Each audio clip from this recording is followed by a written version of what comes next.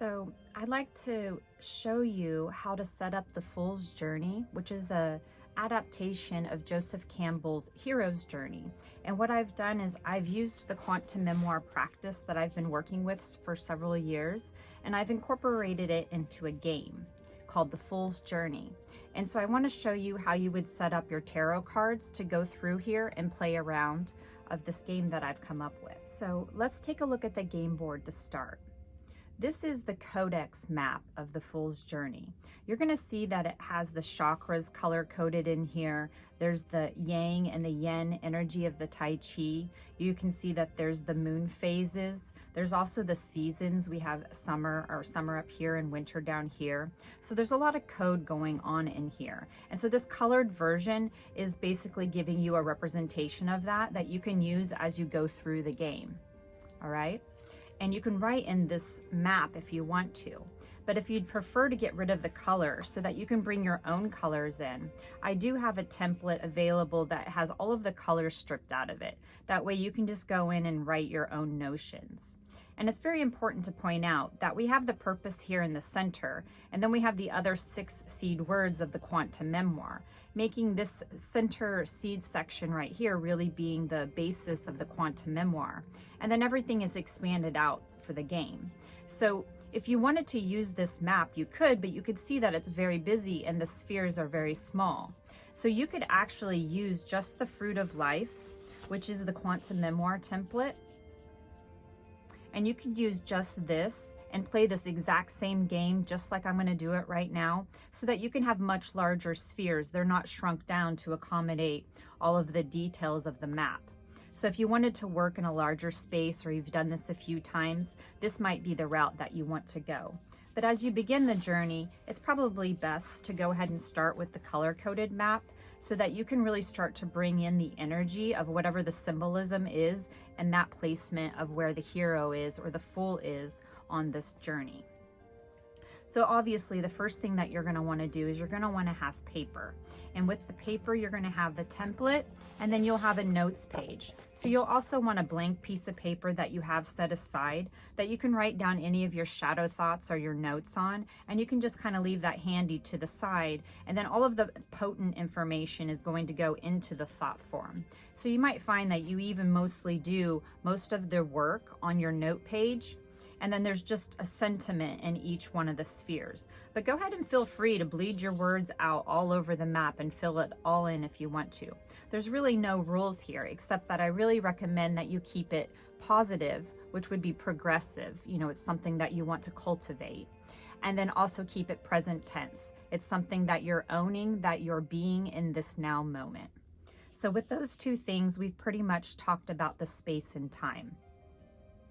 The other thing that you're going to want to have is you're going to want to have some water on hand so you can have a drink, possibly some tissues. It'd be great to have some nice soft music in the background, maybe nothing with words so that it doesn't distract you, or possibly you want to listen to something with words because that might give you further information to put on your page.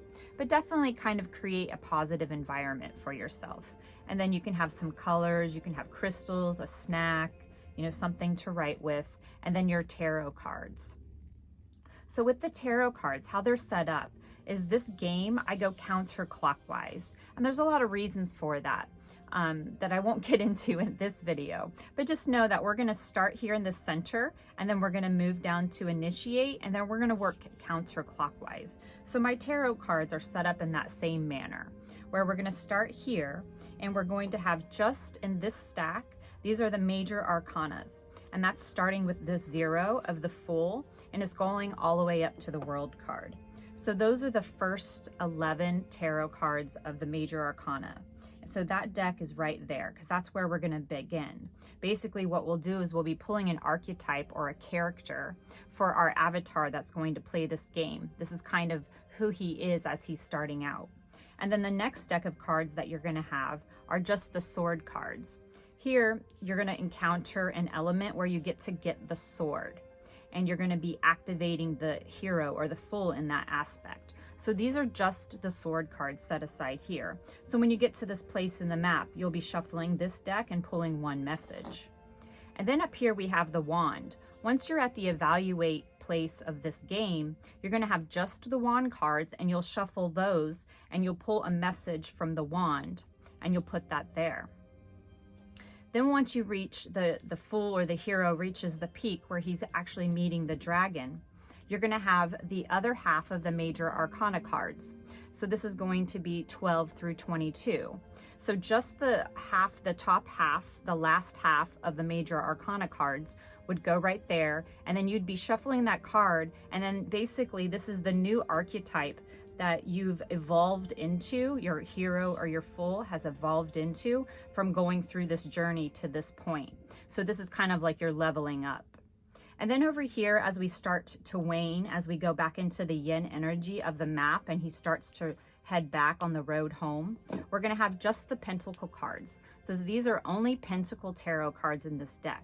So you're going to be shuffling one of those and putting that message in this accelerate sphere. This is where you're coming into the fall. Everything is starting to happen faster now that you've met this challenge and overcome it.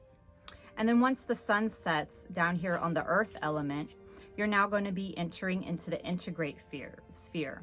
And you're going to have just the cups. So you'd have just the cups cards, you would shuffle those, and then you would pull one message from just the cups tarot card. And then we're going to enter back into the ground sphere, and you would really get a seed from this whole experience that you're going to plant going forward.